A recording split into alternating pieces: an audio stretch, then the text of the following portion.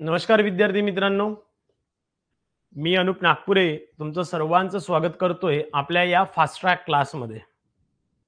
Already आपण last लेक्चरमध्ये याचं इंट्रोडक्शन, स्ट्रॅटेजिक प्लॅन किंवा प्रोसेस कशी असणार आहे या पूर्ण कोर्सच्या संदर्भात ही आपण काल डिस्कस केलेली आहे. क्लिअर? सो आजपासून आपण चालू करणार आहोत आपला ऍक्च्युअल सिलेबस आणि त्याचा पहिला पार्ट जो आहे जो की प्रोसेस ऑफ प्लॅनिंग आहे. ऍक्च्युअली प्रोसेस ऑफ प्लॅनिंग मध्ये आपण प्लॅनिंग लेजिस्लेशन इन इंडिया, खरं तर प्लॅनिंग प्रोसेस काय होती किंवा प्लॅनिंग प्रोसेसची गरज काय पडली, त्यानंतर कोणते कोणते ऍक्ट्स आले, त्याची गरज काय पडली, ते फेल का बरं झाले आणि नंतरच्या केसमध्ये मग जो काही MRTP ऍक्ट आहे तो कसा काय या पर्टिक्युलर एरियासाठी म्हणजेच महाराष्ट्र रिजनसाठी अप्लाय करण्यात आला, हे आपण आजच्या लेक्चरमध्ये स्टडी करणार आहोत किंवा बघणार आहोत. क्लिअर? So let's C. काही प्रॉब्लेम नाही. माझा ऑडिओ व्हिडिओ क्लिअर आहे, कोणालाही काही इश्यू नाही. सो जर का असेल तर मी लेक्चर डायरेक्टली चालू करतोय, कोणताही टाइम वेस्ट न करता, कारण आपल्याला मोठे लेक्चर्स घ्यायचे किंवा आपल्याला खूप जास्त लेक्चर्स कंप्लीट करायचं आहे. Clear? So let me know once. Come on fast. चला एकदा पटपट पटपट सांगा, सगळं क्लिअर आहे का?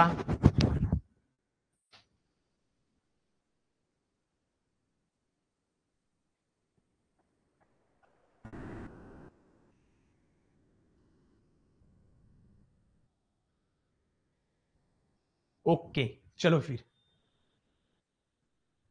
चलो, thank you. No let's see friends. खरं तर तुम्हाला माहित आहे की स्वातंत्र्यापूर्वीच्या काळात आपण जाऊया किंवा त्याच्या आधीचा पण काळ आपण बघूया की ज्या वेळेला इंग्रजांचं राज्य होतं आणि त्याच्याही आधी जो काही आपल्या एरियाचा किंवा टोटल इंडिया विषयी बोलतोय मी. ओके, सध्या तरी आपण आपल्या महाराष्ट्रामध्ये यायचो आहोत. सर सुरुवातीला जर का बोलायचं झालं तर तुम्हाला माहित होतं की एक डेव्हलपमेंट नावाची जी काही प्रोसिजर होती किंवा जो काही डेव्हलपमेंट आहे, ही काही डेव्हलपमेंट एका परफेक्ट प्लॅटफॉर्मवर किंवा पर्टिक्युलर फॉर्ममध्ये नव्हती, ज्यामध्ये बरेचसे प्रॉब्लेम होते, ज्यामध्ये बरेचसे इश्यू होते आणि हे प्रॉब्लेम्स किंवा इश्यू घेऊन आपली डेव्हलपमेंट सुरू झाली होती. क्लिअर? मग ज्या वेळेला इंग्रज आपल्या देशामध्ये आले, मग इंग्रजांनी ज्या वेळेला आपलं राज्य चालू केलं त्यावेळेला बरेचसे प्रॉब्लेम आपल्या देशामध्ये होते आणि स्पेशली आपण फक्त बोलणार आहोत डेव्हलपमेंटच्या संदर्भात किंवा अर्बनायझेशनच्या संदर्भात. मग ज्या वेळेला हा इश्यू आला त्यावेळेला बघा, टाउन प्लॅनिंग ही प्रोसिजर त्यावेळेला प्रॉपर नव्हती. खरं तर टाउन प्लॅनिंग किंवा टाउन प्लॅनिंगच्या कंडिशनमध्ये जर का बोलायचं झालं तर आपल्याला एका पर्टिक्युलर वे मध्ये किंवा पर्टिक्युलर प्लॅटफॉर्मवर राहायला आवडतं, बरोबर आहे. पण त्या स्वातंत्र्यापूर्वीच्या आधीचा जर का काळ बघितला ज्यामध्ये डेव्हलपमेंट नावाची गोष्ट नव्हती किंवा जो काही एक प्लॅनिंग प्रोसेस होती ती आपल्याकडे कुठेही बघायला मिळाली नाही किंवा त्या गोष्टीचा खूप मोठा एक अभाव आपल्याकडे होता, ज्यामध्ये प्लॅनिंग कसं करायचं, कुठे करायचं, का करायचं, ह्या बऱ्याचशा गोष्टी आपल्याकडे कुठेही माहित नव्हत्या. आणि एक हॅझर्ड्स ग्रोथ म्हणजे नको असलेली, नको वाटत असलेली ग्रोथ आपल्याकडे होत गेली आणि पाहिजे त्या कंडिशनमध्ये ज्याला वाटते तिथे त्याने घर बांधणं चालू केले, ज्याला वाटते तिथे त्याने त्यांच्या पद्धतीने डेव्हलपमेंट चालू केले आणि मग याचा इफेक्ट पुढे आपल्याला अर्बनायझेशनवर बघायला मिळतो. म्हणजे अजूनही आपल्यावर एक ठपका आहे की आशिया खंडातला सगळ्यात मोठा स्लम एरिया हा आपल्या भारतातच आहे. क्लिअर? म्हणजे अजूनही आपण ज्या पद्धतीने डेव्हलपमेंट करायला पाहिजे होती त्या पद्धतीची डेव्हलपमेंट आपल्या अजूनही इंडियामध्ये झालेली नाही. क्लिअर? अजूनही आपल्याच इंडियामधल्या अशा काही सिटीज आहेत ज्या की डेड सिटी म्हणून सुद्धा ओळखल्या जाणार आहे पुढच्या 5 वर्षानंतर. ओके, जर का तुम्ही गुगल करून बघितलं की इंडियामधली फर्स्ट डेड सिटी कोणती होणार आहे तर तुम्हाला एक पर्टिक्युलर आन्सर मिळेल. आपण आज याविषयी बोलणार नाही, पण पुढे चालून या संदर्भात आपण खूप प्रॉपरली आणि डीपली जाऊन बोलूया. सो अजूनही आपल्याकडे पाहिजे त्या पद्धतीचं डेव्हलपमेंट झालेलं नाही किंवा प्लॅनिंग प्रोसेस 100% तिचं अडॉप्ट केलेली नाही आहे. ओके, या सर्व गोष्टी लक्षात घेऊन आपण बघणार आहोत टाउन प्लॅनिंग. ओके, मग खरं तर टाउन प्लॅनिंग म्हणजे ओरिजिनल प्रोसिजर काय आहे किंवा टाउन प्लॅनिंगच्या केसमध्ये जर का बघितलं तर या टाउन प्लॅनिंग मध्ये मला सगळ्यात प्रॉपर सगळ्यात महत्वाची गोष्ट काय वाटते की लँड यूज किंवा जमिनीचा जो वापर आहे ना तो खूप चांगल्या पद्धतीने आपल्याला करता यायला पाहिजे. आणि याचं बेसिक प्रिन्सिपल आहे टाउन प्लॅनिंगचं, use of land, seating of buildings and communication routes. These are the three main important point of town planning. कारण काय, बऱ्याचशा ठिकाणी अजूनही आपल्याकडे प्रॉपर लँड यूज होत नाहीये. ज्या की बिल्डिंग्स ज्या पद्धतीने असायला पाहिजे होत्या त्या पद्धतीने आपण बिल्डिंग्स अरेंज केलेल्या नाहीये, किंवा कम्युनिकेशन रूट्स आत्ता आपल्याकडे कुठेतरी एका आपण चांगल्या पद्धतीने पाऊल टाकतोय कम्युनिकेशन रूटच्या संदर्भात. मग अशा सगळ्या गोष्टीला एका पर्टिक्युलर मॅनर मध्ये, पर्टिक्युलर फॉर्म मध्ये अरेंज करणं, जेणेकरून इकॉनॉमिक आणि एन्व्हायरमेंटल ब्युटी ही जो काही असेल ही ऍक्सेप्ट करता येईल किंवा हिला अप्रोच करता येईल. याच पर्टिक्युलर प्रोसिजरला आपण काय बोलतो, टाउन प्लॅनिंग बोलतो. म्हणजे साधारणतः काय, मला लँड यूज करायची आहे तर मी पर्टिक्युलर झोन वाईज करेल. मला जर का बिल्डिंग प्रॉपर अरेंज करायच्या तर मी झोन वाईज अरेंज करेल. मला जर का प्रॉपर कम्युनिकेशन जो रूट आहे किंवा कम्युनिकेशन वे आहे हा परफेक्ट असायला पाहिजे, जेणेकरून इकॉनॉमिक आणि एन्व्हायरमेंटल डेव्हलपमेंट ही जी काही दोन इम्पॉर्टंट गोष्टी आहे या दोन्ही गोष्टींची एकच ठिकाणी सांगड घालता येईल. आणि त्यालाच आपण काय बोलणार आहे, टाउन प्लॅनिंग. टाउन प्लॅनिंग यामध्ये काय की लँड रिसोर्सेस जेवढे काही अवेलेबल असतील त्याचा परफेक्ट तुम्हाला यूज करता येता आला पाहिजे, किंवा जे काही लँड रिसोर्सेस अवेलेबल आहे ते तुम्हाला परफेक्टली यूज करायचे आहेत, त्याला सुद्धा आपण लँड टाउन प्लॅनिंगच बोलूया. क्लिअर. म्हणजेच काय, आपल्या केसमध्ये फ्युचर जनरेशनसाठी, म्हणजे टाउन प्लॅनिंग म्हणजे फक्त आजपुरतं बघायचं नाहीये, एका लॉंग टर्म लॉंग पिरियडसाठी आपल्याला हे अशा पद्धतीचं प्लॅनिंग करायचं आहे. आजच्या पुरतं म्हणजे पुढच्या 1-2 वर्षापुरतं कार्यकाळ ठेवला आणि मी प्लॅनिंग करतो, अजिबात चालणार नाही. आपल्याला एका लॉंग टर्म लॉंग पिरियडचाच विचार करायचा आहे.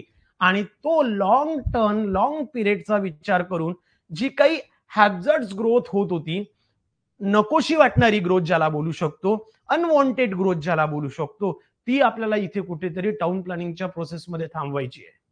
सोबतच जेवढे काही लँड रिसोर्सेस किंवा लँड अवेलेबल असेल ही एका पर्टिक्युलर सुटेबल झोन मध्ये आपल्याला युटिलाइज करायची आहे. For an example, commercial zone, industrial zone, residential zone and etcetera etcetera.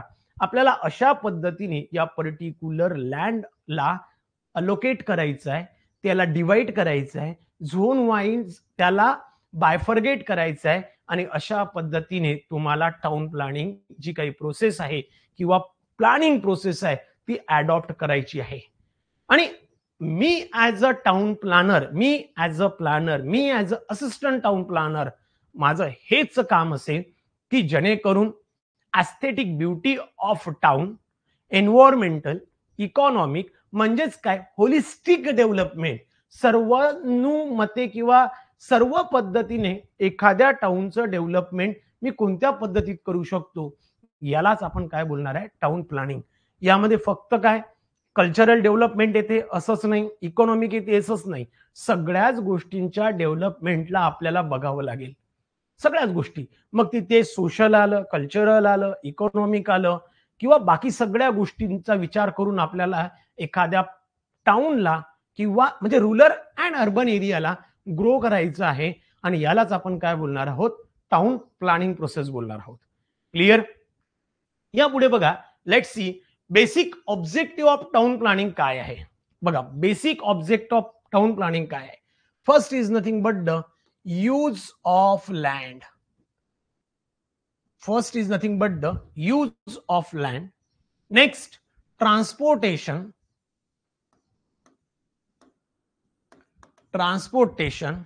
Next, infrastructure. Next, comfort. Next, health and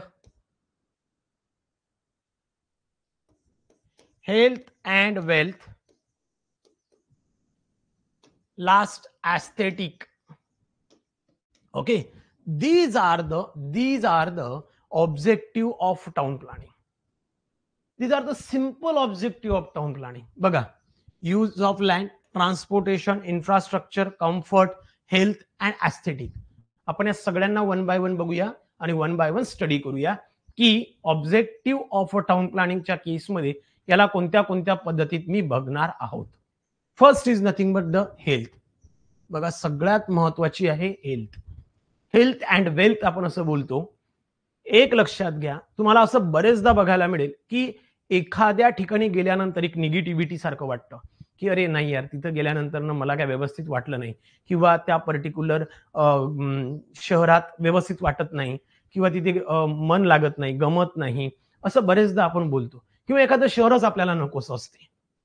बरोबर आहे.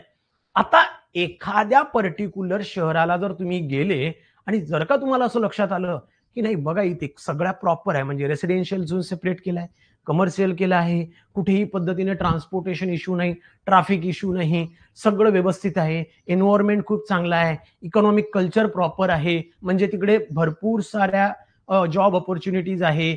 सो अशा ठिकाणी बघा हेल्थ असेल तर वेल्थ सुद्धा प्रॉपर मॅनेज करता येत असते. ही एक गोष्ट आहे ज्यामध्ये तुम्हाला एका पर्टिक्युलर फॉर्मॅटमध्ये जर का यूज करता आलं किंवा प्रॉपर जर का तुम्हाला लँडला यूज करता आलं, it is nothing but the zoning. म्हणजे रेसिडेन्शियल झोन परफेक्ट आहे, कमर्शियल झोन परफेक्ट आहे, किंवा बाकीचे झोन जे आहे, जर का तुम्ही चंदीगडला गेले तर तुम्हाला लक्षात येईल की किती प्रॉपर पद्धतीने एखाद्या शहराला तयार केला गेला आहे. सो चंदीगड, न्यू मुंबई अशा पद्धतीने जे की सेक्टर वाईज डेव्हलप केल्या गेलेले आहेत, त्या पर्टिक्युलर ठिकाणी तुम्हाला गेल्यानंतर एक लक्षात येईल की इथे एक शहरात राहायला मजा येते, राहायला आवडतं, हेल्थ प्रॉपर राहते, आणि हेल्थ प्रॉपर असली तर ऑब्व्हियसली वेल्थ सुद्धा व्यवस्थित राहील. म्हणजेच काय, जर का तुम्हाला टाउन अशा पद्धतीने सुटेबल करायचं आहे, तुम्हाला टाउन अशा पद्धतीने डेव्हलप करायचं आहे जिथे प्रत्येक येणाऱ्या व्यक्तीला ती सिटी आपलीशी वाटेल, तिथे राहण्यात एक एन्जॉयमेंट येईल. म्हणजेच काय, जर का तिथे कोणी एखादा व्यक्ती राहत असेल तर तो त्याची लाईफ एन्जॉय करू शकेल सगळ्याच पद्धतीने. मग ती जॉब असू दे, किंवा ते हेल्थच्या इश्यूने असू दे, आफ्टर द जॉब असू दे, बिफोर द जॉब असू दे, टाइम पिरियड नुसार त्याच पर्टिक्युलर सिटीला मी एन्जॉय करू शकलो पाहिजे. कोणत्याही पीक टाइम मध्ये मी शहरात जर का जात असेल तर इझिली ऍक्सेस असणारं ट्रान्सपोर्टेशन असायला पाहिजे, मला इझिली ऍक्सेस होणारे कम्युनिकेशन रूट्स असायला पाहिजे, प्रॉपर गार्डन्स असायला पाहिजे, रिक्रिएशनल ओपन स्पेस असायला पाहिजे, ज्याही अम्युनिटीज तिथल्या लोकल बॉडीज कडून म्हणजे प्रोव्हाइड करता येईल त्या प्रॉपर असल्या पाहिजे. ह्या सर्व गोष्टी जर का प्रॉपर प्रोव्हाइड केल्या गेल्या असल्या तर 100% ते शहर तुम्हाला खूप व्यवस्थित वाटेल. लक्षात येत आहे? म्हणजेच काय, health is the very important principle of town planning. आणि हे कोणावर डिपेंड करतं? तुमच्या सिटीच्या प्लॅनिंग प्रोसेसवर. मला एक सांगा, मी माझ्या घरी इथे राहतो आणि बाजूला कुठेतरी एखादा इंडस्ट्रियल किंवा छोटा इंडस्ट्रीज एरिया असेल आणि ते रोजचं काहीतरी चालतंय, कंटिन्युअसली स्मोक असतो, कंटिन्युअसली काहीतरी प्रॉब्लेम चालू असतील, आवाज असतील, माझं इथं राहणं शक्य होतं का रे? बिलकुल नाही. मला तिथं राहूशा वाटणार नाही. माझं रोजचं सकाळी उठल्याबरोबर जर काही असेल तर मी डिस्टर्ब होतो. मग तुमची इथे हेल्थच प्रॉपर मेंटेन होत नाही, तुमच्या पर्टिक्युलर त्या एरियामध्ये हेल्थच नसेल तर वेल्थ राहणार नाही, डिस्टर्बन्स जास्त राहील, माणूस कंटिन्युअसली डिप्रेशनमध्ये राहतो. मग ह्या सगळ्या गोष्टी तुमच्या वेल्थवर अफेक्ट करतात, आणि हा सुद्धा एक इम्पॉर्टंट प्रॉब्लेम आहे.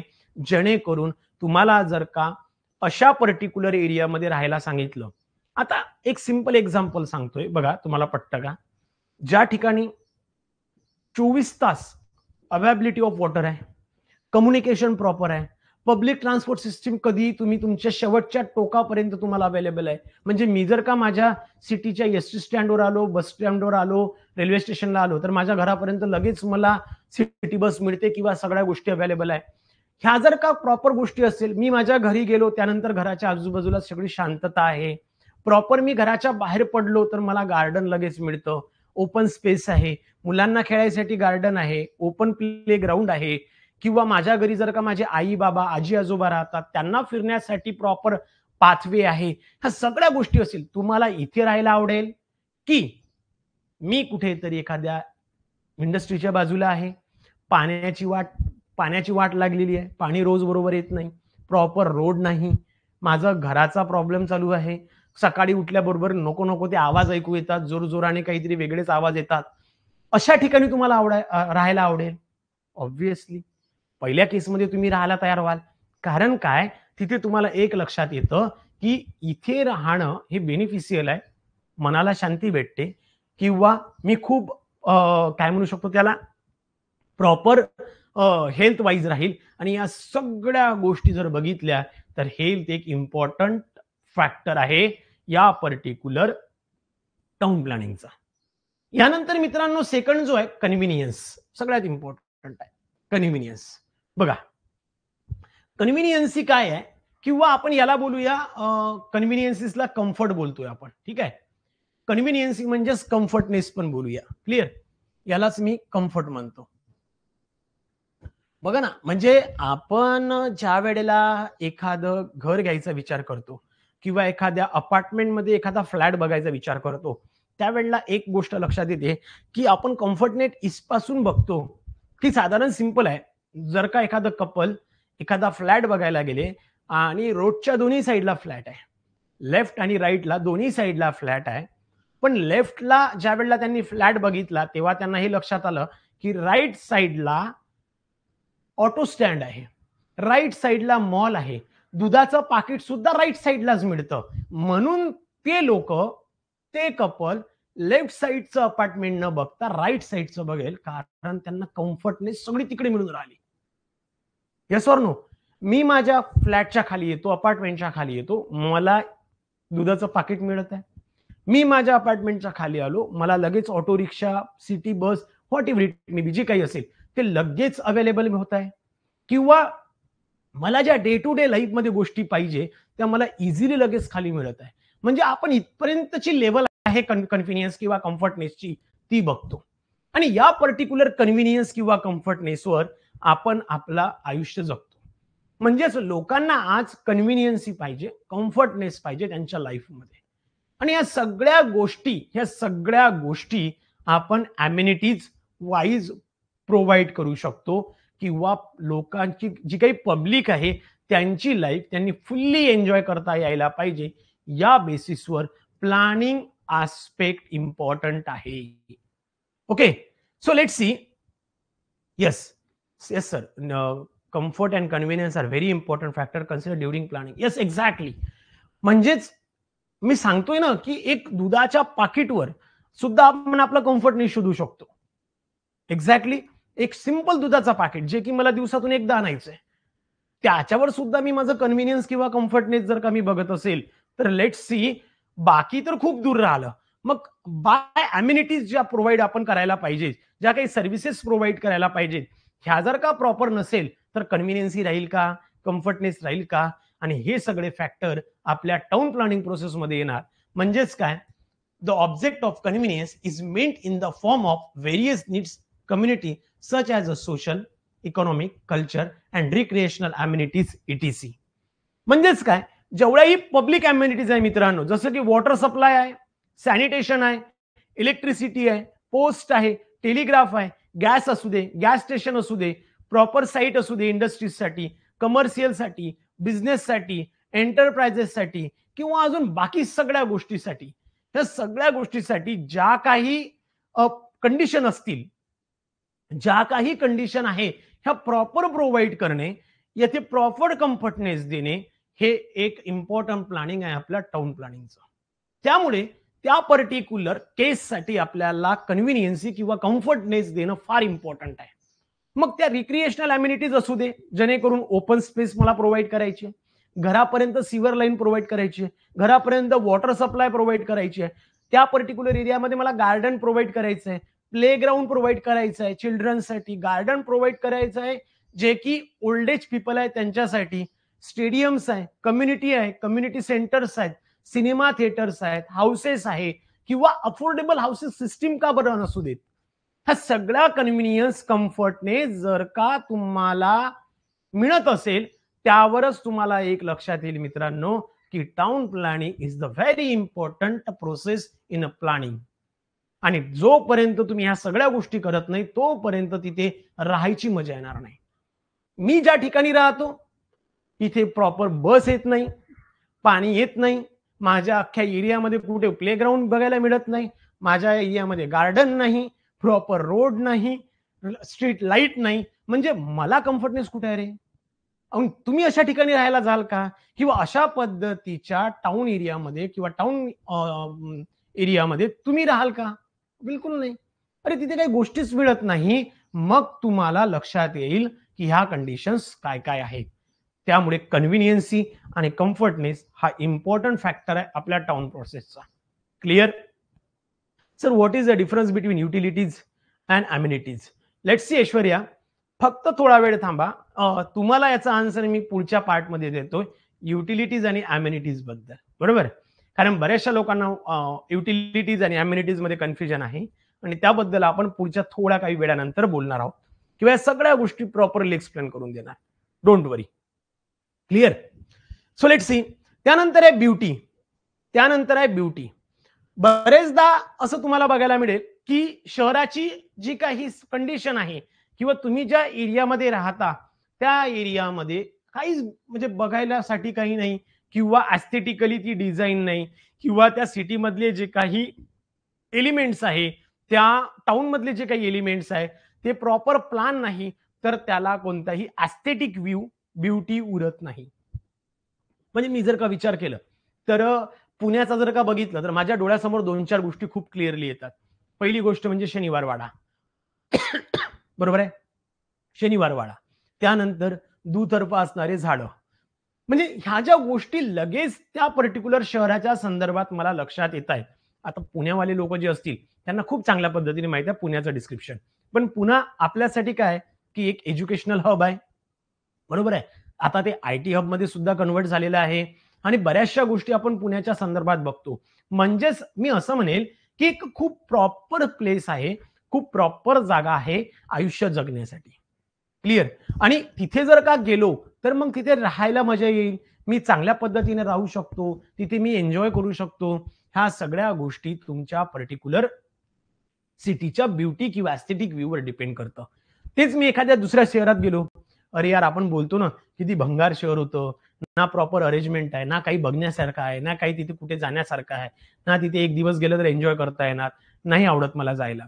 मग अशा ज्या कंडिशन्स आहे ह्या डिपेंड करतात तिथल्या ॲस्थेटिक व्ह्यूवर, ज्यामध्ये तुम्हाला ग्रीनरी, डोमेस्टिक बिल्डिंग किंवा buildings of civic dignity, beauty, architectural controls किंवा ॲस्थेटिक व्ह्यू जे काही असेल, पब्लिक असू दे, सेमी पब्लिक असू दे, कमर्शियल असू दे, कोणतेही बिल्डिंग्स असू दे, मग ह्या जर का प्रॉपर अरेंज केल्या with respect to town planning तर 100% तिथे राहणाऱ्याला मजा येईल, बघणाऱ्याला सुद्धा मजा येईल आणि येणारा प्रत्येक व्यक्ती ती गोष्ट चांगलीच ऐकेल की बाबा नाही, हे शहर किंवा हे टाउन खूप चांगलं आहे किंवा चांगल्या पद्धतीने प्लॅन केलेलं आहे किंवा प्रॉपर प्रोसिजरने प्लॅन केलेलं आहे. जसं मी आताच बोलताना चंदीगडचं नाव घेतलं. का बरं घेतोय? कारण मी तिथे जाऊन आलोय. मला माहित आहे की चंदीगडमध्ये खूप प्रॉपर प्लॅन केलेला आहे. म्हणजे तिथे मला जर का चालायचं आहे तर प्रॉपर रोड्स प्रोव्हाइड केले गेले आहेत. फुटपाथ प्रॉपर आहे, सायकलवाल्यांसाठी वेगळा ट्रॅक आहे, कारवाल्यांसाठी वेगळा आहे आणि अशा पद्धतीने डिझाईन केलं गेलंय की तिथे कोणत्याही पद्धतीचं ट्रॅफिक कंजेशन होणार नाही. इझिली ऍक्सेस असतील प्रत्येक गोष्टी. मार्केट अप्रोच खूप फास्ट आहे. नंबर ऑफ टीओडी आहे. बरोबर आहे की नाही? टीओडी इज नथिंग बट आता तुम्ही ट्रान्झिट ओरिएंटेड डेव्हलपमेंट जो पार्ट आहे किंवा तो सोडून द्या, टीओडी आपण पुढे बघू. पण number of central business hub आहे. एकाच ठिकाणी सेंट्रल बिझनेस हब नाहीये. प्रत्येक एरियाचा वेगवेगळा सेंट्रल बिझनेस हब आहे. म्हणजे मला ज्या डे टू डे लाईफमध्ये इझिली ऍक्सेस होणाऱ्या ज्या गोष्टी पाहिजे त्या मला तिथे मिळतात. म्हणून मी एक नाव चंदीगडचं चांगलं घेतलं, कारण की तिथे ॲस्थेटिक व्ह्यू आहे, कम्फर्टनेस आहे, हेल्थ आणि वेल्थ प्रॉपर मॅनेज करता येतो, ब्युटी आहे, सगळ्याच गोष्टी मिळत आहेत. मग मला ते शहर खरंच चांगलं वाटतं म्हणून मी त्याचं नाव घेतलं. मग अशा पद्धतीने आपल्याला एक प्रॉपर प्लॅनिंग प्रोसेस अडॉप्ट करायची आहे, जेणेकरून ह्या सगळ्या गोष्टी तिथे इम्पॉर्टंट असतील आणि त्यामधलाच हा ब्युटी किंवा ॲस्थेटिक व्ह्यू हा पार्ट एक इम्पॉर्टंट आहे आपल्या टाउन प्लॅनिंग प्रोसिजरचा. क्लिअर? चला, इथपर्यंत समजलंय की नाही ते विचार सांगा. फ्रीजरिंग preserving of natural landscape, example mountain, river, creeks, ETC including this. Yes, exactly. सगळ्याच गोष्टी जेणेकरून ज्या काही ॲस्थेटिक व्ह्यूला इम्पॉर्टन्स असू शकतील, ह्या सगळ्याच गोष्टी, मग जेवढे काही तुमचे आर्किटेक्चरल पार्ट असतील ते, नॅचरल लँडस्केपिंग, माउंटेन आहे, रिव्हर्स आहे, क्रिक्स आहे, जे काही असेल, जे काही तुम्ही प्रिझर्व करत आहे, ज्या की ॲस्थेटिकली त्या सिटीला एका डिफरंट प्रॉपर्टीज अप्लाय करते किंवा त्याला डिफरंट प्रॉपर्टीज मध्ये मोडून घेते, त्या सगळ्याच गोष्टी इम्पॉर्टंट आहे ॲस्थेटिक व्ह्यू आणि ब्युटीसाठी. क्लिअर? चला सांगा फास्ट, इथपर्यंत क्लिअर आहे का? If yes, late me no. Come on fast.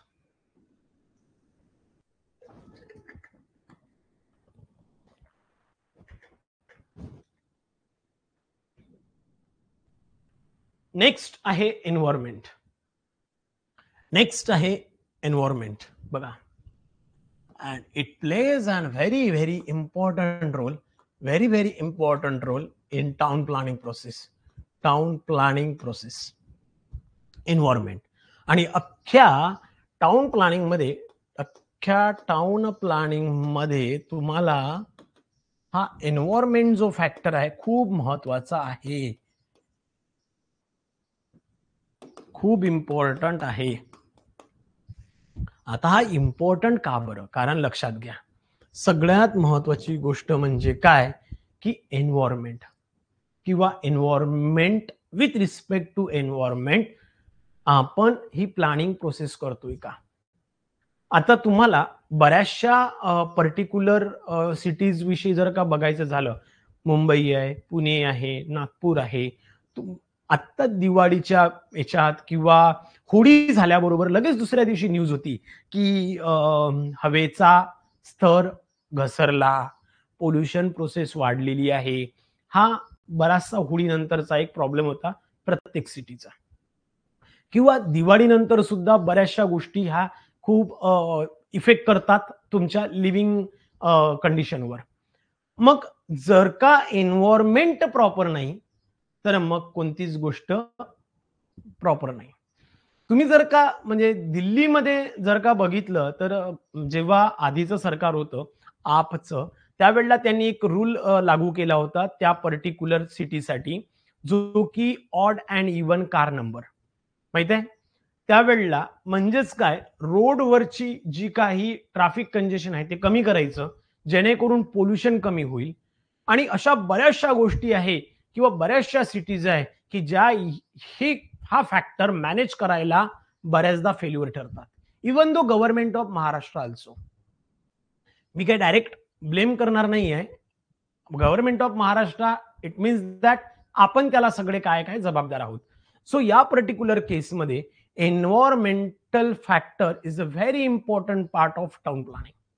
कारण काय, कोणत्याही केसमध्ये कोणतीही प्रोसेस करताना एन्व्हायरमेंट मेंटेन करणं is the most challenging issue आहे.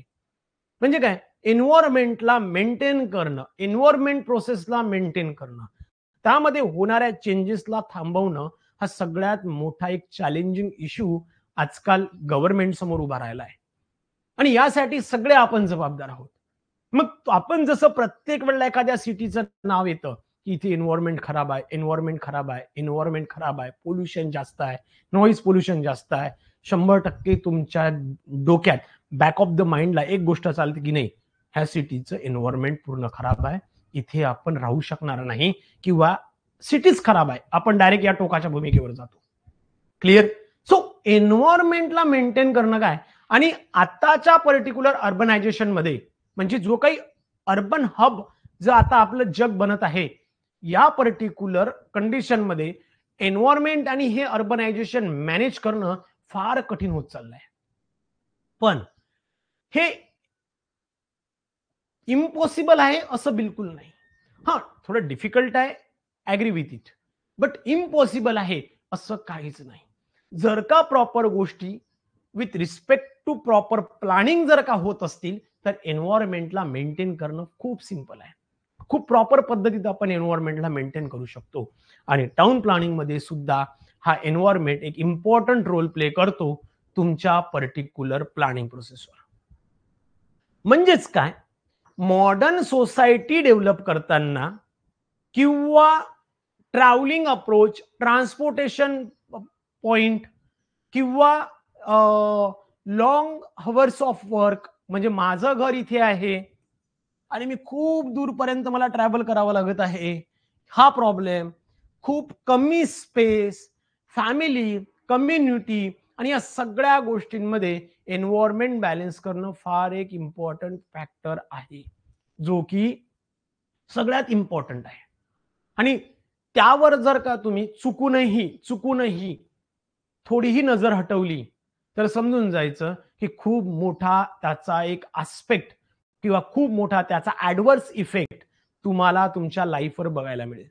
त्यामुळे environment pledge an very important role आणि या एन्व्हायरमेंट विषयी आपण खूप चांगल्या पद्धतीने पुढे बघणार आहोत, जो की एक ईपी ऍक्ट म्हणून आपण स्टडी करणार आहोत, एन्व्हायरमेंट प्रोटेक्शन ऍक्ट 1966 वर, ज्यामध्ये आपण या ऍक्ट संदर्भात बघणार आहोत की एन्व्हायरमेंटल कंडिशन किंवा प्रोसिजर काय आहे किंवा क्लिअर, किंवा त्यानंतरच आपण एन्व्हायरमेंटल इम्पॅक्ट असेसमेंट EIA हा सुद्धा एक कंडिशन बघणार आहोत. EIA ज्यामध्ये आपण स्टडी करणार आहोत की कोणत्याही केसमध्ये कोणताही प्रोजेक्ट किंवा कोणत्याही कंपनीजला ज्या वेळेला चालू करायचं आहे त्यावेळेला एन्व्हायरमेंटल इम्पॅक्ट असेसमेंट काय करू शकतं किंवा काय रोल प्ले करू शकतो, हा सुद्धा एक एन्व्हायरमेंटचा भाग आहे, जो की आपण आपल्या पुढच्या येणाऱ्या लेक्चर्समध्ये क्लिअर करणार आहोत. पण डोक्यात एक फिट करून ठेवा, एन्व्हायरमेंट हा खूप इम्पॉर्टंट पार्ट आहे आणि सगळ्यात महत्वाचा भाग आहे तुमच्या प्लॅनिंग प्रोसेसचा. विदाउट एन्व्हायरमेंट प्लॅनिंग प्रोसेस होणं शक्यच नाही. Clear. Next is nothing but the transportation. Clear. So transportation plays an very important role in a planning process. कारण काय, मी आधीही बोललो की ज्या वेळेला प्रोसेस ऑफ प्लॅनिंग मध्ये आपण जात असेल त्यावेळेला जर का प्रॉपर ट्रान्सपोर्टेशन प्रोसेस जर का अवेलेबल नसेल त्या सिटीजसाठी, तर 100% ट्रॅफिक कंजेशन तुम्हाला बघायला मिळेल. मागच्या वर्षी पुण्यामधनं 19 की 32 कंपन्या स्वतःहून निघून गेल्या आणि त्यांनी फक्त एकच इश्यू दाखवलाय, ट्रॅफिक इश्यू, ट्रान्सपोर्टेशन प्रॉब्लेम. हा एका इश्यूमुळे मागच्या वर्षी 32 कंपन्या यांनी पुण्यामधनं काढता पाय घेतला आणि त्यासाठी फक्त ट्रान्सपोर्टेशनच एक जबाबदार आहे. क्लिअर. सो या पर्टिक्युलर केसमध्ये ट्रान्सपोर्टेशन काय सांगतं किंवा ट्रान्सपोर्टेशन बद्दल जर बोलायचं झालं तर एक लक्षात घ्यायचं की public transport system as a planner म्हणून, पब्लिक ट्रान्सपोर्ट सिस्टम हे आपल्यासाठी इम्पॉर्टंट आहे किंवा मी ऍज अ प्लॅनर म्हणून ट्रान्सपोर्टेशनच्या बेसिसवर यामध्ये मी पब्लिक ट्रान्सपोर्ट सिस्टमला मी कोणत्या पद्धतीने एनकरेज करू शकतो किंवा एखाद्या सिटीमध्ये पब्लिक ट्रान्सपोर्ट सिस्टम मी कोणत्या पद्धतीने ऍडव्हान्स लेवलवर घेऊन जाऊ शकतो, यामध्ये आपल्याला ट्रान्सपोर्टेशन बघायचं आहे in the planning process. Clear. Next is nothing but the, so let's see, these are the important objects of a town planning. जसं मी तुम्हाला सांगितलंय, transportation, infrastructure, comfortness, health, wealth, aesthetic और beauty and land use is nothing but the zoning condition. चला, एवढं समजलंय का? सांगा पटापट. विनय मोरे सर, इंट्रो देत आहात का ऑल टॉपिकचा? सर, कोणते टॉपिक पॅरलल मध्ये लर्न करू शकतो, मीन्स एक सोबत स्टडी करू शकतो? बरं विनय, मी तुम्हाला हे पुढे सांगतोय. ऍक्च्युली आपण पार्ट चालू केलाय, मी इंट्रो देत नाहीये. ऍक्च्युली आपला जो काही पहिला पार्ट होता प्रोसेस ऑफ प्लॅनिंग, ओके, तो आपण चालू केलाय, ज्यामध्ये आज आपण स्टडी करतोय planning legislation in India. Okay. आणि तो प्रोसेस ऑफ प्लॅनिंग कसा असायला पाहिजे किंवा एखाद्या प्रोसेस ऑफ प्लॅनिंग कसं असलं पाहिजे याविषयी आपण आज बोलतोय. आणि आपल्याला आज हा पार्ट कंप्लीट करायचा आहे, जेणेकरून आपण पुढच्या लेक्चरमध्ये MRTP ऍक्ट चालू करू शकलो पाहिजे. क्लिअर. चला, इथपर्यंत कोणाला प्रॉब्लेम आहे पटकन सांगा. काही प्रॉब्लेम असेल किंवा काही क्वेश्चन्स असतील तर घ्या पटकन. कम ऑन फास्ट. खूप सिंपल आहे, काही टफ असं सांगितलेलं नाहीये, डोंट वरी. आपल्याला फक्त काय टाउन प्लॅनिंगचा जो काही सिलेबस आहे तो चालू करण्यासाठी या सगळ्या गोष्टी माहित असणं गरजेचं आहे, की बाबा रे आपल्याला उद्या चालून काय काय शिकावं लागेल. बरोबर आहे ना? मला एक सांगा, 10 लोक जर का 10 कार घेऊन जात असतील, बरोबर आहे, 10 लोक जर का आज ट्रॅव्हल करणार असेल आणि ते 10 लोक कार घेऊन जात आहे त्यांची, तर ऑब्व्हियसली तुम्हाला रोडवर 10 कार बघायला मिळेल. बरोबर आहे, हा 10 कार बघायला लागेल. पण हे जर का 10 लोक एका सिटी बसने जात असेल, तर रोडवर तुम्हाला फक्त एक सिटी बसच बघायला मिळेल. सिंपल आहे ना रे. म्हणजे 10 कारचं ट्रॅफिक कंजेशन आणि एका सिटी बस किंवा एका बसचं ट्रॅफिक कंजेशन काय असू शकते. सो ट्रान्सपोर्टेशन आणि ट्रॅफिक मॅनेज करणं हा सुद्धा आपल्या प्लॅनिंगचाच पार्ट आहे. त्यामुळे असं डोक्यात ठेवू नका किंवा तुमच्या बॅक ऑफ द माइंड मध्ये जर का असं असेल की नाही सर हे तर आपलं काम नाही किंवा ट्रॅफिक वाल्यांचं आहे. Not at all. सिटीला आपण प्लॅन करतोय, टाउन प्लॅनिंग आपण करणार आहोत, त्यामुळे त्यावेळेला आपण ज्या टाउनला प्लॅन करतो त्यावेळेला हा सुद्धा एक इम्पॉर्टंट रोल प्ले करतो. क्लिअर? ओके, चला पटपट सांगा बाकीचे सगळे लोक. एवढं क्लिअर आहे? जर का क्लिअर असेल तर पुढचा पार्ट घेऊया. कम ऑन फास्ट.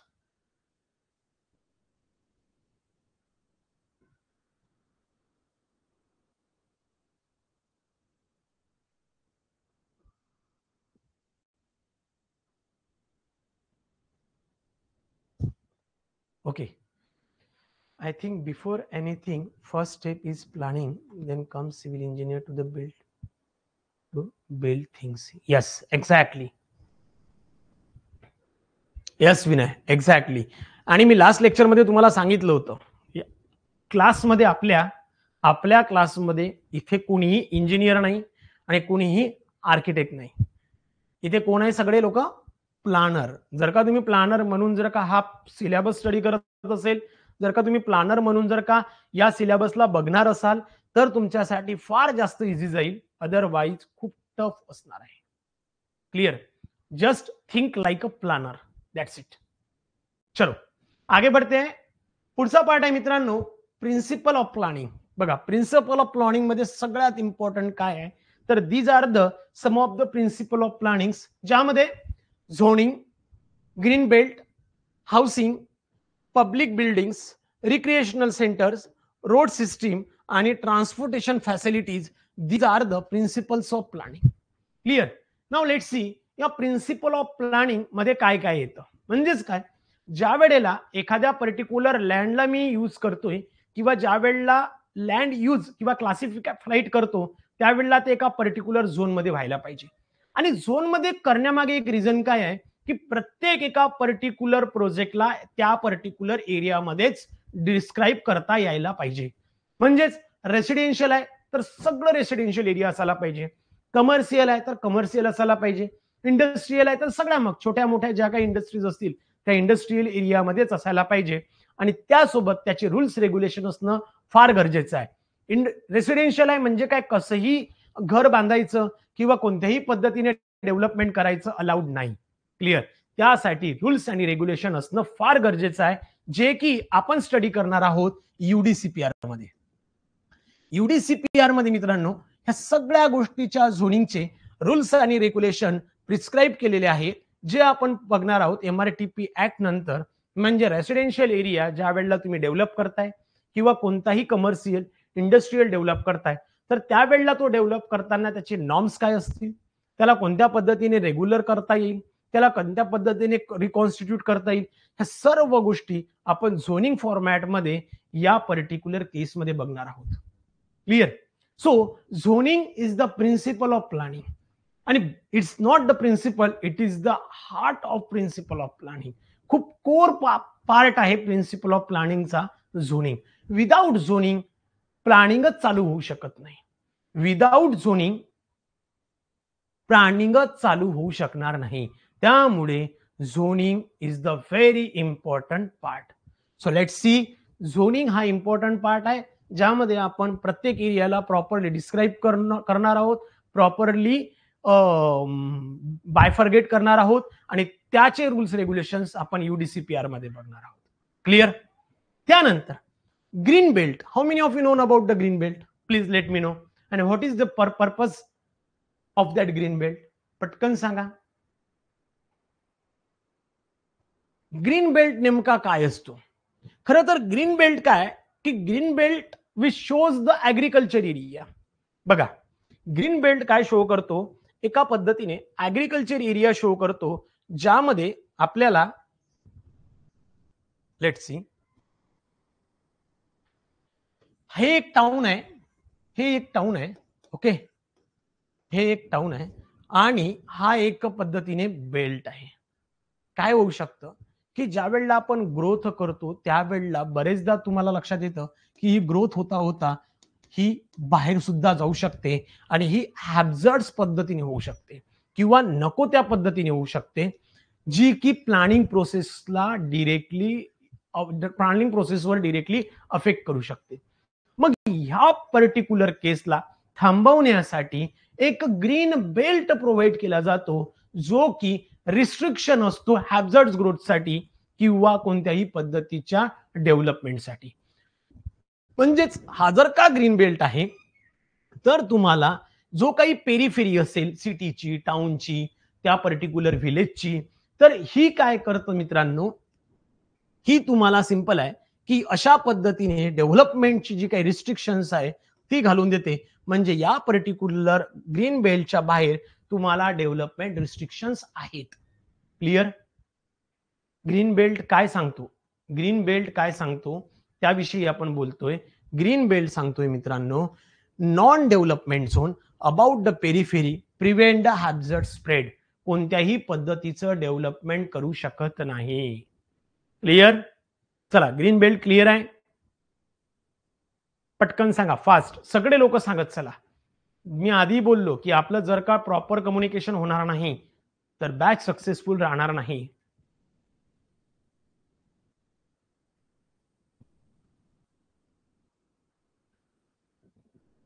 क्लिअर? चला नेक्स्ट. माझा क्वेश्चन असा आहे की बघा रे, जर का मी अर्बन एरियाविषयी बघतो, चला कोण आन्सर देते बघूया. अर्बन एरियामध्ये जर बघतो तर ग्रीन बेल्ट असणं इम्पॉर्टंट आहे. बरोबर आहे? ग्रीन बेल्ट असणं इम्पॉर्टंट आहे. म्हणून चला, this is the green belt. Green belt असणं इम्पॉर्टंट आहे. पण जर का मी रुरल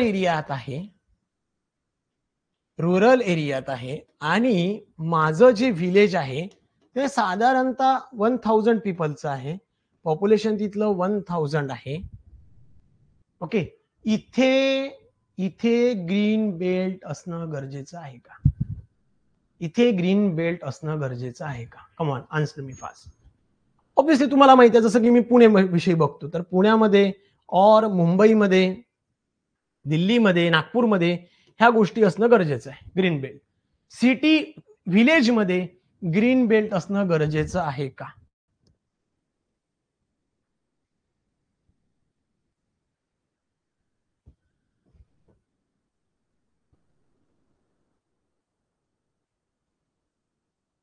नाही. विनय, मी काय सांगतो त्यावर लक्ष द्या. Okay, now let's see. मी काय म्हटलं, sir depend on the planning authority, but मला नाही वाटत असायला पाहिजे. ओके, मोस्ट ऑफ द लोकांचा आन्सर नाही होतं. मी अजूनही सांगतोय, पुन्हा एकदा मी तुम्हाला रिकॉल करून देतोय. Just think like a planner. Think like a planner. Think like a planner. Okay, why I am like saying that think like a planner. Green belt असणं फार गरजेचं आहे.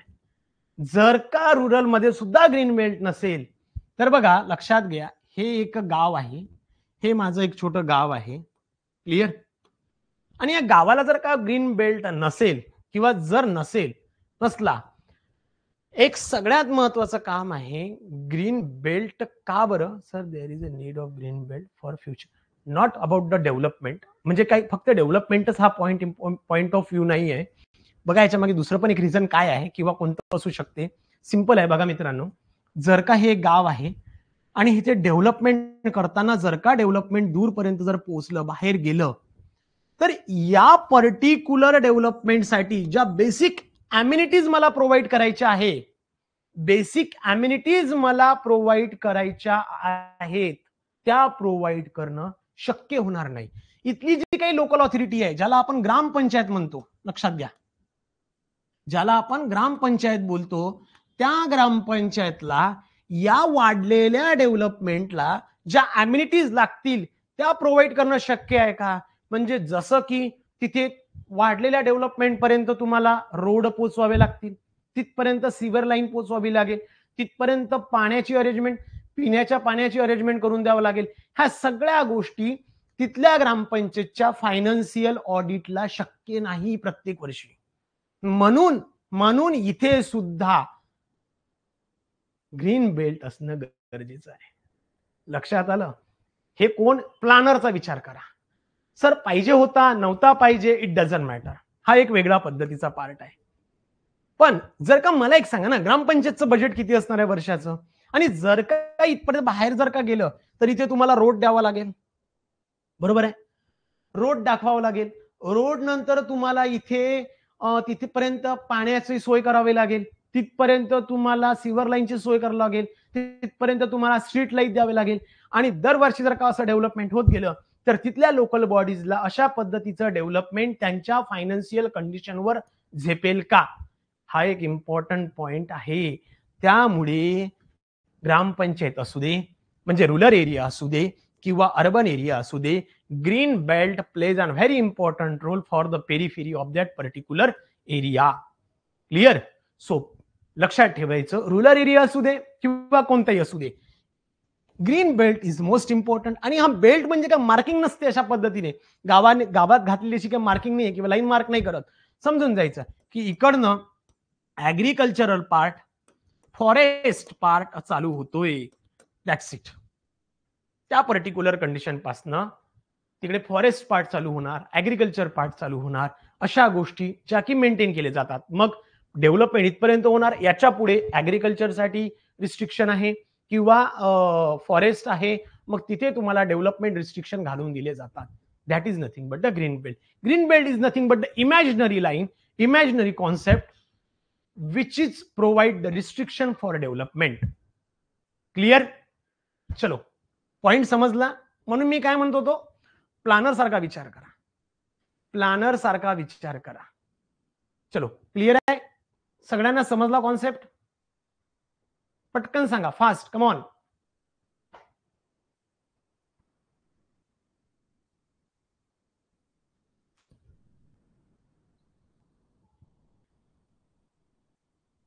ओके, चलो, next is nothing but the, let's see, housing.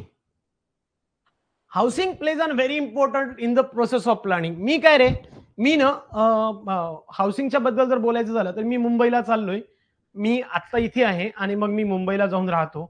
आता obviously जर का मी मुंबईला गेलो तर मी काय घरून जाताना काय 20, 25, 30 लाख रुपये घेऊन जाणार नाहीये. ओके, मला तिथे कमवायला चाललोय, त्याच्यामुळे मी घरूनच काय 20-25 लाख घेऊन जाणार नाही की नाही मी तिथे गेल्याबरोबर एक फ्लॅट घेणार आणि तिथे राहणार. Not at all. मी काय करतोय, तिथे मी जॉबसाठी चाललोय, मला रोजगार मिळावा यासाठी मी मायग्रेट करतोय. मी माझ्या गावातनं Mumbai, Pune, whatever it may be, जिथे कुठे मायग्रेट करत असेल, तिथे गेल्यानंतर मला अशा पद्धतीची राहायची सुविधा असायला पाहिजे जे की मला इझिली ऍक्सेस करता येईल. मग त्यासाठी त्या पर्टिक्युलर एरियामध्ये अफोर्डेबल हाऊसिंग सिस्टम किंवा, म्हणजेच काय होणार, जर का अफोर्डेबल हाऊसिंग सिस्टम जर प्रोव्हाइड केलं तर स्लम डेव्हलपमेंट जे आहे ते ऑटोमॅटिकली कमी होणार. अदरवाईज बघा, मोठमोठ्या सिटीज मध्ये जर गेलं, अरे नाही यार, फ्लॅट तर खूप महागाचा आहे, 20-25 लाखचा आहे, 30 लाखाचा आहे, 40 लाखाचा, मला तर फक्त आता 10-12-15 हजार रुपये मिळत आहे, मग मी कसं अफोर्ड करू शकतो त्याचा किराया वगैरे. त्यापेक्षा काय कर, जिकडे एखादं स्लम एरिया आहे तिकडेच आपलं एखादं छोटंसं दुकान मांड आणि कार्यक्रम चालू कर. सिंपल आहे, बरोबर आहे की नाही? मग त्या जर का कंडिशन मध्ये बघितलं तर काय होईल, हा माझा विचार आहे, मी पण माझ्या दोघा तिघांना बोलवून घेतो, त्यांना पण तिथेच छोटं छोटं घर बांधायला लावतो किंवा छोटा टेंट लावून राहतो. मग अशा पद्धतीने काय होऊ शकतं की कंटिन्युअसली जो काही स्लम एरिया आहे हा डेव्हलप होऊ शकतो. मग त्यापेक्षा जर का त्या पर्टिक्युलर व्यक्तीला जर का अफोर्डेबल हाऊसिंग सिस्टीम किंवा रेंट अग्रीमेंट पर्पजवर जर का त्याला कमीत कमी किमतीत जर का मी घर अवेलेबल करून दिलं तर तो व्यक्ती टेंट टाकून स्लम एरिया वाढवेल का? बिलकुल नाही. तो काय करेल, अफोर्डेबल हाऊसिंग सिस्टीम मध्ये तो त्याचं घर घेऊ शकतो, तो नंबर ऑफ सबसिडीजवर घर घेईल, त्याला नंबर ऑफ स्कीम नुसार घर मिळू शकते किंवा त्या व्यक्तीला रेंट पर्पज कंडिशनवर सुद्धा घर मिळेल. म्हणजेच हाऊसिंग हा सुद्धा प्लॅनिंग प्रोसेसचा एक भाग आहे, जेणेकरून जी काही नको असणारी जी वाढ आहे किंवा जी ग्रोथ होत आहे घरांची ती थांबवल्या जाऊ शकते. So obviously housing plays an very important role. Okay, त्यानंतर पब्लिक बिल्डिंग. पब्लिक बिल्डिंग म्हणा किंवा I will say this as a semi public. Okay, मी याला इथे सेमी पब्लिक पण लिहितो. ओके, पब्लिक म्हणा किंवा सेमी पब्लिक म्हणा, बोथ आर व्हेरी इम्पॉर्टंट. ह्या दोन्ही केसमध्ये पब्लिक और semi public should be properly organize, should be properly comfort. म्हणजे पब्लिक बिल्डिंग्स आहेत तर त्या कुठे असायला पाहिजे, कोर ऑफ सिटीमध्ये असेल का किंवा बाजूला असायला पाहिजे. ज्या काही कंडिशन नुसार तुम्ही प्लॅन करताय त्या अशा असायला पाहिजे की जिथे कम्फर्टनेस प्रॉपर देता येईल. तुमच्या त्या सिटीमध्ये येणाऱ्या प्रत्येक व्यक्तीला तो इझिली ऍक्सेस असायला पाहिजे, इझिली अप्रोच घेता येता आला पाहिजे. अशा बेसिसवर आपण पब्लिक बिल्डिंग प्रोव्हाइड करणं गरजेचं आहे. त्यानंतर मित्रांनो recreational centres. Recreational centre, so obviously recreational सेंटरसाठी इनफ स्पेस त्या पर्टिक्युलर सिटीमध्ये असणं फार गरजेचं आहे. मग रिक्रिएशनल सेंटरमध्ये काय, तर मोठमोठे सिनेमा हॉल्स येईल किंवा मॉल्स येईल किंवा काय म्हणू त्याला आपण ऑडिटोरियम येईल किंवा जिथे तुम्ही मनोरंजन करू शकता अशा पद्धतीचा एरिया तुम्हाला तिथे रिझर्व ठेवावा लागेल. कारण नसतं काय दिवसभर काय लोक काय जॉबच्याच मागे धावतात का, नाही. कारण की काही वेळेला रिक्रिएशनल एरिया सुद्धा एंटरटेन करू शकतो तिथल्या पब्लिकला. त्यामुळे त्या पर्टिक्युलर प्रोसेस ऑफ प्लॅनिंग मध्ये रिक्रिएशनल सेंटर असणं फार गरजेचं आहे. Next is nothing but the road system. Road system किंवा रोड लेआउट हा अशा पद्धतीने असायला पाहिजे जो की सिंपल आणि इकॉनॉमिकल असला पाहिजे. मला माझ्या घरी जायचं आहे तर मी अख्खी सिटी फिरून न जाता डिरेक्टली ऍक्सेस मिळायला पाहिजे. म्हणजेच काय, एकदम सिंपल आणि इकॉनॉमिक असेल माझ्यासाठी. किंवा त्या पर्टिक्युलर केसमध्ये ट्रान्सपोर्टेशन जरी का बघितलं गेलं तर minimal loss of time from the residence to work place असणं फार गरजेचं आहे. किंवा पब्लिक ट्रान्सपोर्ट सिस्टीम तिथे अशा पद्धतीने प्रोव्हाइड करायची आहे की ओरिजिन टू डेस्टिनेशन तुम्हाला इझिली ट्रॅव्हल करता यायला पाहिजे without any obstruction, without any difficulties. या पद्धतीने जर का कोणत्याही सिटीला प्लॅन केलं किंवा या पर्टिक्युलर 7 प्लॅनिंगच्या बेसिसवर जर का प्लॅन केलं तर लक्षात घ्या बेस्ट प्लॅनिंग असू शकतं किंवा बेस्ट प्लॅनिंग होऊ शकतं. So these are the simple principle of plannings. लक्षात आलंय? क्लिअर? चला, इथपर्यंत क्लिअर आहे. काही प्रॉब्लेम असेल तर विचारा प्लीज. काही क्वेश्चन असेल तर प्लीज विचारा. कम ऑन फास्ट.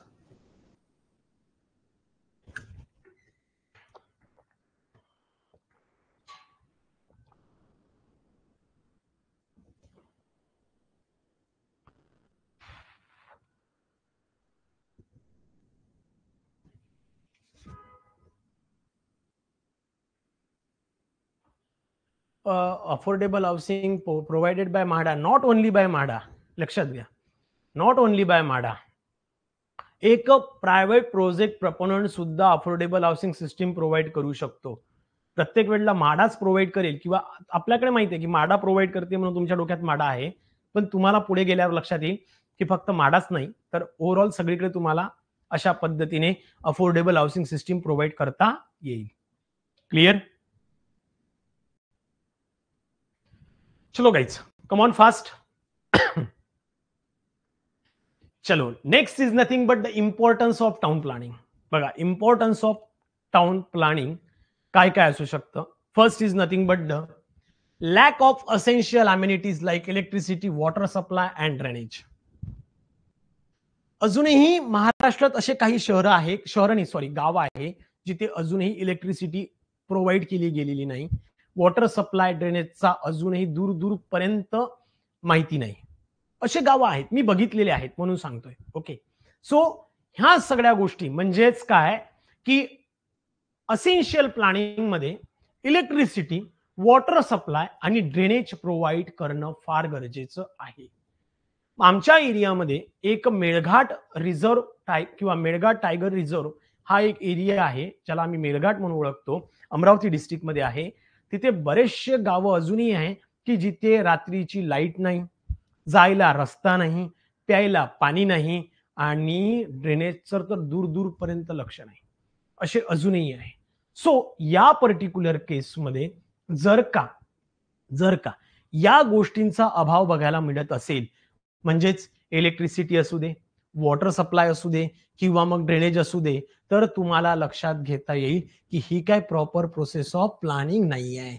म्हणजे इथे पिण्यासाठी, ड्रेनेजसाठी लाईटचा इश्यू आहे कंटिन्युअसली. मग अशा केसमध्ये याला तुम्ही प्लॅनिंग म्हणू शकत नाही किंवा तुमचं प्रॉपर प्लॅनिंग नाही. त्यामुळे काय की या अम्युनिटीज प्रोव्हाइड करताना इलेक्ट्रिसिटी प्रॉपर वेने 24/7, वॉटर सप्लाय प्रॉपर तुम्हाला द्यावा लागेल, पर हेड पर कॅपिटा जो काही असेल नसेल तो, किंवा ड्रेनेज सप्लाय असणं फार गरजेचं आहे. जर का या गोष्टी तुमच्या प्लॅनिंग प्रोसेसमध्ये असतील तर ते परफेक्ट प्लॅनिंग असेल. म्हणून हे इम्पॉर्टंट गोष्ट आहे की amenities like electricity, water supply आणि ड्रेनेज प्रोव्हाइड करणं. Second is nothing but the noisy atmosphere. Noisy atmosphere काय सांगतं की कंटिन्युअसली जर का नॉइज असेल, कंटिन्युअसली आवाज असेल, कंटिन्युअसली इंडस्ट्रीजचा असू दे किंवा मग तो ट्रान्सपोर्टेशनचा असू दे किंवा आजूबाजूच्या पर्टिक्युलर गोष्टींचा जर का कंटिन्युअस आवाज येत असेल किंवा नॉइज होत असेल, तर सिंपल आहे की तुमची शांतता जी असेल किंवा ज्याला आपण पीस बोलतो ते राहणार नाही. 100% तिथे तुम्हाला इनकम्फर्ट होणार, म्हणजे प्रॉपर कम्फर्ट राहणार नाही, कन्व्हिनियन्सी प्रॉपर राहणार नाही आणि त्या केसमध्ये ते प्रॉपर प्लॅनिंग नसू शकते. म्हणून इम्पॉर्टंट ऑफ टाउन प्लॅनिंग मध्ये disturbance of peace plays an very important role. कारण जर का शांतता असेल तर राहण्याला सुद्धा मजा येतं. कंटिन्युअसली आवाज असणं, ट्रेनचा आवाज येतोय, इकडे एखाद्या मशीनचा आवाज येतोय, कोणत्या इंडस्ट्रीचा आवाज येतो, कंटिन्युअसली हॉर्नचा आवाज येतो, हा सुद्धा डिस्टर्बिंग फॅक्टर आहे. आणि यामध्ये काय तर या पर्टिक्युलर पॉइंट विषयी आपण पुढे सुद्धा बोलणार आहोत की पॉप्युलेशन डेन्सिटी सुद्धा या पॉइंटला एक इम्पॉर्टंट फॅक्टर किंवा एक अफेक्ट करतील की टाउन प्लॅनिंगच्या प्रोसेसमध्ये जर का बघायला गेलं तर ह्या गोष्टी सुद्धा महत्वाच्या आहेत. क्लिअर? चला, दोन्ही कंडिशन समजल्या का? पटकन सांगा.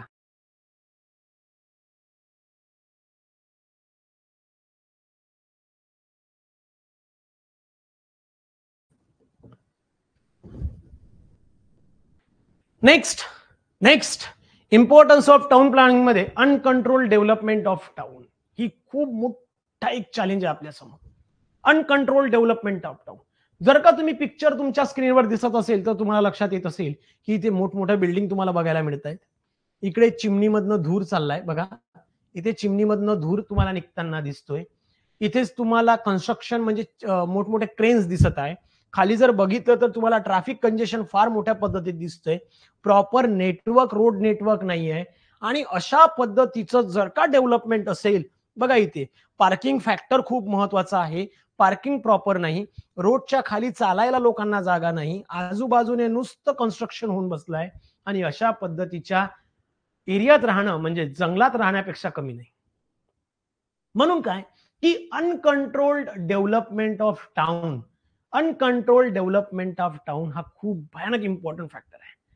कारण काय की पुण्यामध्ये मागच्या 10 वर्षात किती भयानक डेन्सिटी झाली आहे किंवा पॉप्युलेशन डेन्सिटीचा फॅक्टर जो वाढलेला आहे, तो जर तुम्ही ग्राफ बघितला तो डिरेक्टली इन्क्लाइंड आहे. अशा पद्धतीने तो असाच वाढलेला आहे, कुठेही कमी बघायला मिळणार नाही. मागच्या 10 वर्षात 2014 ते 2024 या जर का पिरियड मधला तुम्ही ग्राफिकल फॉर्मॅट बघितला पॉप्युलेशन डेन्सिटीचा, तर तुम्हाला तो असा बघायला मिळतो, एक्झॅक्टली लिनियर. म्हणजेच बघा डेन्सिटी किती वाढली आहे. मग होतंय काय या पर्टिक्युलर केसमध्ये की तिथली जी लोकल बॉडीज आहे, म्हणजे पुण्याची लोकल बॉडीज एक्झाम्पल म्हणून सांगतोय बरं, पुणे लोकल बॉडीजने काय केलं असेल किंवा पुणे म्युनिसिपल कॉर्पोरेशनने काय केलं आहे की तिथे त्यांना माहित आहे की आज 100च लोक सिटीमध्ये आहे. ओके, एक्झाम्पल आहे.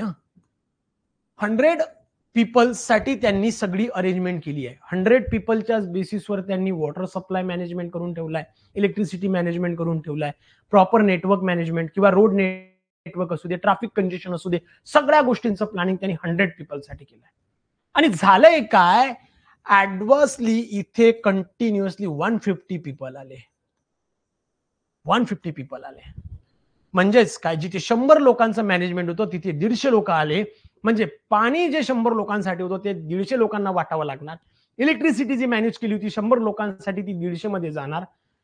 ट्रॅफिक कंजेशन जे 100 लोकांसाठी तयार केलं होतं ते 150 मध्ये वाटला जाणार. आणि या सगळ्या गोष्टीसाठी लँड यूज जो होता तो 100 लोकांसाठी होता. आणि आता 150 लोक तिथे राहायला आले. म्हणजे अनकंट्रोल्ड डेव्हलपमेंट ऑफ टाउन. आणि या अनकंट्रोल डेव्हलपमेंट ऑफ टाउनला जर का असंच होऊ दिलं तर हे काय परफेक्ट टाउन प्लॅनिंग प्रोसिजर नाही. जर का तुम्ही बँगलोर सिटीला जर का गुगल केलं तर तुम्हाला लक्षात येईल मित्रांनो, पुढच्या येणाऱ्या 5 वर्षात बँगलोर ही सिटी डेड सिटी म्हणून घोषित केल्या जाईल. मी सांगत नाही तिथली अनकंट्रोल डेव्हलपमेंट सांगते. पुढे त्यांना डेव्हलपमेंटला वावच उरला नाही किंवा डेव्हलपमेंट होऊ शकत नाही. खूप कंजेस्टेड झालाय, सगळा एरिया कंजेस्टेड एरिया झालेला आहे या पर्टिक्युलर बँगलोर मधला. म्हणजेच काय, बँगलोर सिटी पुढच्या 5 वर्षांनी जर का डेड सिटी म्हणून घोषित केली तर विचार करा तिथे कोणत्या पद्धतीचं डेव्हलपमेंट होऊ शकतं. मग एवढ्या महत्वाच्या सिटीला जर का अशा पद्धतीचं अनकंट्रोल डेव्हलपमेंट होत असेल तर तो इम्पॉर्टन्स ऑफ टाउन प्लॅनिंग असू शकतो किंवा तिथे टाउन प्लॅनिंगचा अभाव तुम्हाला बघायला मिळू शकतो. त्यामुळे इम्पॉर्टन्स ऑफ टाउन प्लॅनिंग मध्ये अनकंट्रोल डेव्हलपमेंट ऑफ टाउन हा खूप महत्वाचा आहे. लँड यूज ज्याला म्हणतो, तर ऑप्टिमम यूज ऑफ लँड मध्ये अशा पद्धतीचे रिसोर्सेस अलोकेट करून देणं, त्याला प्रॉपरली युटिलाइज करणं, पॉप्युलेशन ग्रोईंग वर एक पर्टिक्युलर अंकुश ठेवणं किंवा त्या पर्टिक्युलर केसमध्ये डिमांड सप्लाय बेसिसवर प्रॉपर वॉच ठेवणं, हे या टाउन प्लॅनिंग मध्ये इम्पॉर्टंट आहे. क्लिअर? त्यामुळे अनकंट्रोल डेव्हलपमेंट हा सुद्धा एक इम्पॉर्टंट फॅक्टर आहे टाउन प्लॅनिंगचा, जो की आपल्याला प्रॉपर अरेंज करायचा आहे. Next is nothing but the unhealthy condition. Unhealthy condition म्हणजे बरेचदा तुम्हाला बघायला मिळेल मित्रांनो, की पिक्चर मध्ये काय दाखवतं, इथे तुम्हाला राहणारे लोक दिसत आहेत, चिमणीमधून धूर निघतोय, मागे खूप मोठमोठ्या बिल्डिंग दिसत आहेत, आणि इथे जर का बघितलं तर तुम्हाला लक्षात येईल की इथे बघा अशा पद्धतीने ड्रेनेज दिसतोय, जिथे कार पार्किंग आहे आणि घाण पडलेली आहे. So unhealthy unhealthy living condition which affect the town planning process, ज्यावर आपल्याला प्रॉपर अरेंजमेंट करायची आहे किंवा ज्याला आपल्याला प्रॉपर प्लॅन करायचं आहे. म्हणून unhealthy living condition it is also the important factor of a town planning process. Next is nothing but, चला संपलंय, एवढंच होतंय. Clear? So let's see importance factor of town planning. So lack of essential amenities. Next is the nothing but the noisy atmosphere, uncontrolled development, unhealthy living conditions. These are the some of the important factor. चला इथपर्यंत clear आहे का? MCQ घेऊया, काही काही important MCQ घेऊया. कम on fast.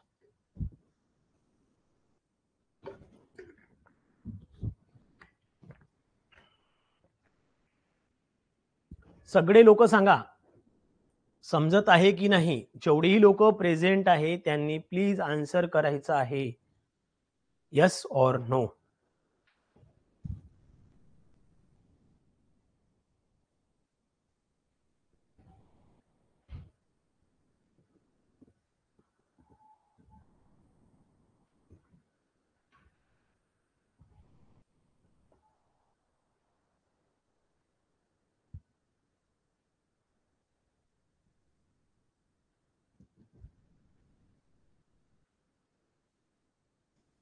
Okay, चलो let's have MCQs. चला सांगा फर्स्ट आन्सर काय असू शकतं, पटकन सांगा. मी चॅटनं प्रायव्हेट करतो म्हणजे जेणेकरून तुम्ही आन्सर मला प्रॉपर देऊ शकता.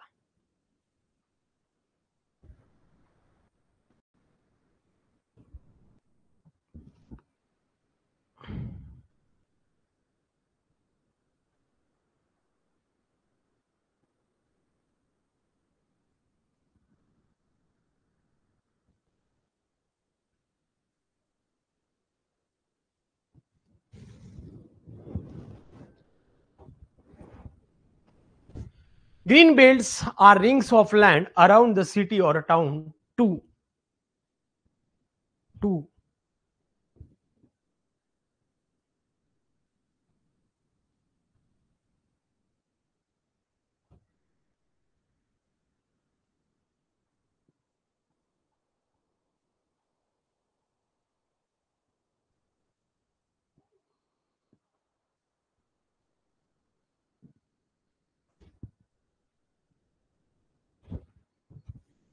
बघा सगळ्यात इम्पॉर्टंट काय आहे.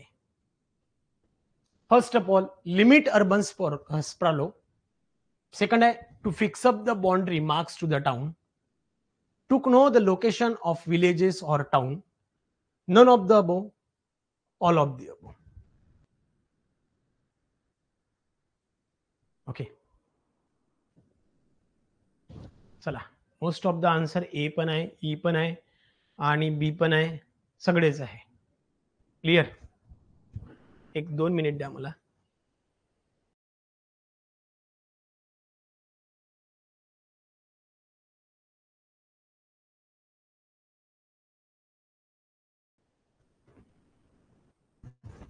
Okay now let's C. First of all ज्या लोकांनी बी आन्सर दिलंय,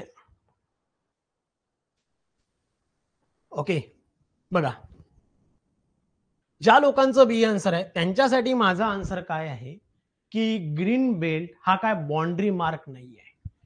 it is not the boundary mark. It is not a boundary mark. हे काय बाउंड्री मार्किंग नाही आहे, लक्षात घ्या. To fix up it the boundary marking. Green belt हा एक इमॅजिनरी, मी आधी सांगितलं इमॅजिनरी लाईन आहे. ही काय फिक्सअप बाउंड्री मार्किंग नाही आहे. क्लिअर. त्यामुळे ऑप्शन बी बिलकुल नाही. Option B cancel. To know the location of village. C वाल्यांसाठी सांगतो, ज्यांनी सी केलाय त्यांच्यासाठी सांगतो. ओके सी वाल्यांसाठी सांगतोय की सगळ्यात महत्वाचं आहे की लोकेशन ही काय ग्रीन बेल्ट काय टोपोग्राफी किंवा जिओग्राफिकल लोकेशन शो करत नाही. काय लक्षात घ्या, विलेजेस मध्ये ज्या वेळेला ग्रीन बेल्ट असतील तर ते काही जिओग्राफिकल नेचर शो करत नाही. त्यामुळे सी सुद्धा नाही. नन ऑफ द नव्हतंच, म्हणजे हे नाही तर ऑल ऑफ दी नाही. उरलं कोण? Limit of urban sprawl. एका पर्टिक्युलर केसमध्ये अर्बन एरियाला किंवा कोणत्याही एरियाला ज्या वेळेला एक लिमिट किंवा रिस्ट्रिक्शन्स प्रोव्हाइड केले जातात ते केले जातात मित्रांनो या ग्रीन बेल्ट वाईज. क्लिअर. समजलंय. जे लोक बी वाले होते, सी वाले होते, ई वाले होते किंवा डी वाले होते. क्लिअर. यस और no. Next B match the pair. How many of you know. चला सांगा पटकन. Match the pair.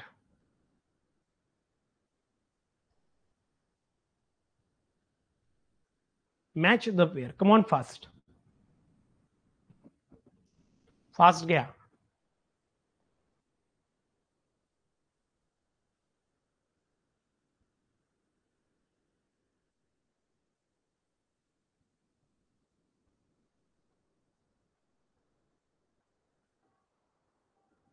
To 1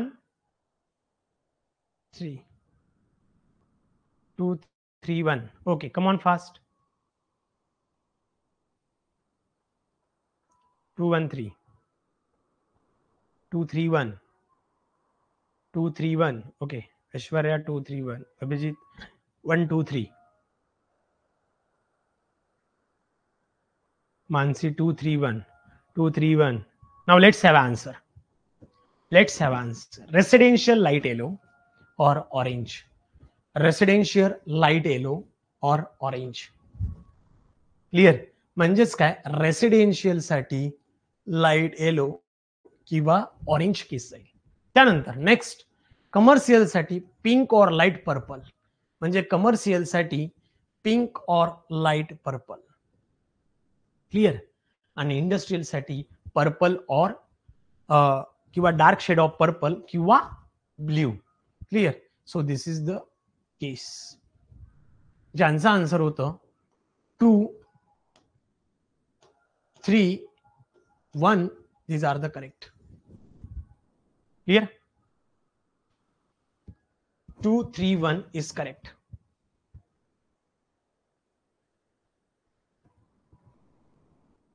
Chalo, next. Affordable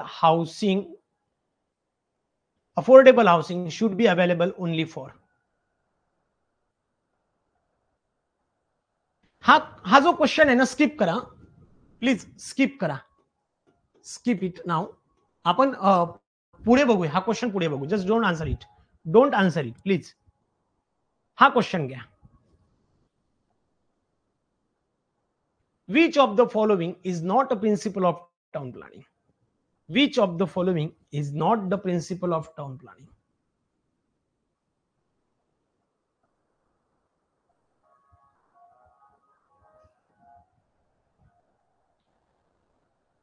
exactly, good.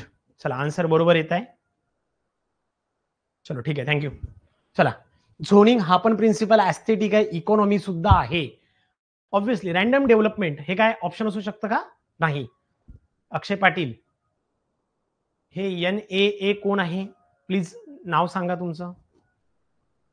Okay, so random development it is not the principle of planning. So he is the correct answer. Okay, C is the correct answer. Clear? Next, fifth. What is the primary object of town planning?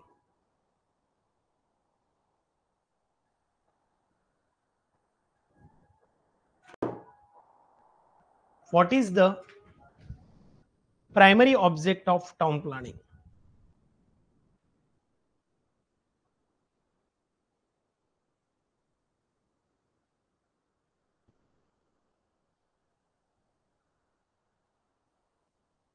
Simple आहे बरं. Yes, question number 5 ला, to ensure systematic and sustainable development is the correct answer. So फिफ्थला option B हा correct येणार मित्रांनो. फिफ्थला option B correct. सगळ्यांनी उत्तर बरोबर दिलंय, good. Next, the principle of zoning in a town planning. आता प्रॉपर सांगा. Dividing a town into different functional area, constructing a building at a random location, reducing a green spaces, avoiding infrastructural development.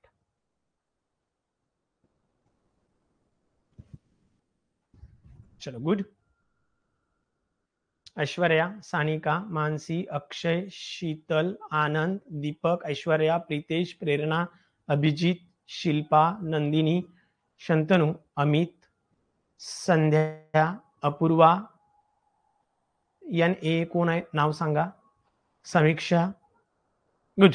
Answer A is correct. Answer A is correct. Good. चलो next. Which factor is considered for the principle of flexibility in a planning? Which factor is considered for the principle of flexibility in a planning?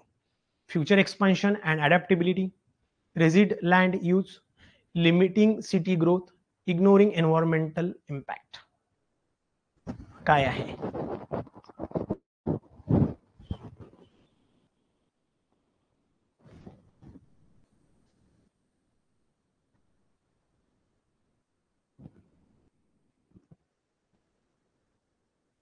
Good.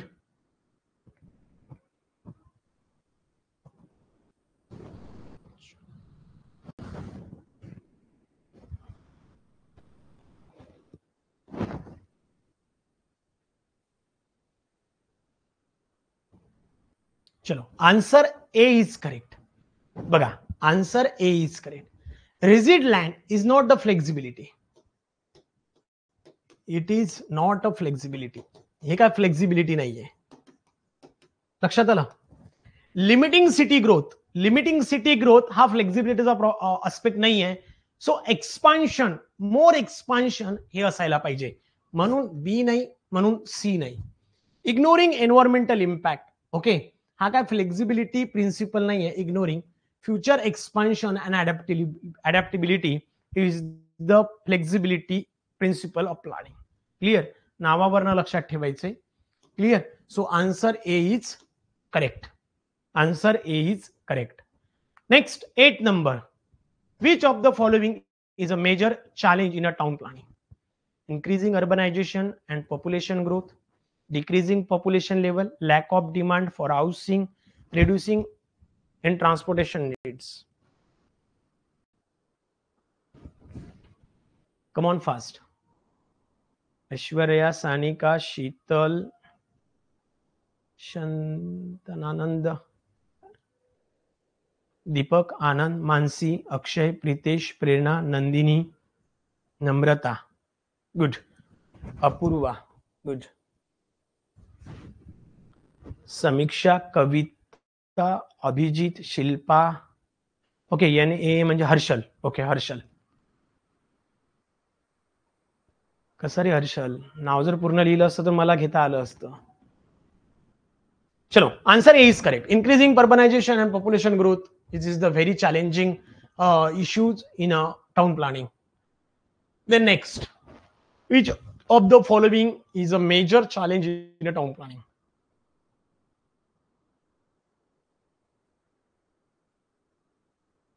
I think same question repeat झालाय ना. चलो, same question repeat झालाय. Now next is nothing but the process of planning. Okay. चला मग हा जो part आहे process of planning हा आपण उद्या कंप्लीट करणार आहोत. सुरुवातीला आपण 1-2 दिवस जे पुढचे आहे हे छोटे लेक्चर घेणार आहोत आणि मग प्रोसेस ऑफ प्लॅनिंग एकदाच संपलं की MRT पॅक्ट सुरू झाला परवापासनं तर आपण लगेचच मग फास्ट मध्ये जाऊया. Clear. So process of planning मध्ये ज्या काही कंडिशन्स आहेत हे आपण आपल्या पुढच्या लेक्चर मध्ये बघणार आहोत. हे बघा, पुणे पॉप्युलेशनच्या संदर्भात मी एक हे पण तयार करून देणार होतो तुम्हाला की पुण्याचं पॉप्युलेशन कधी कोणत्या वर्षी किती होतं. ओके.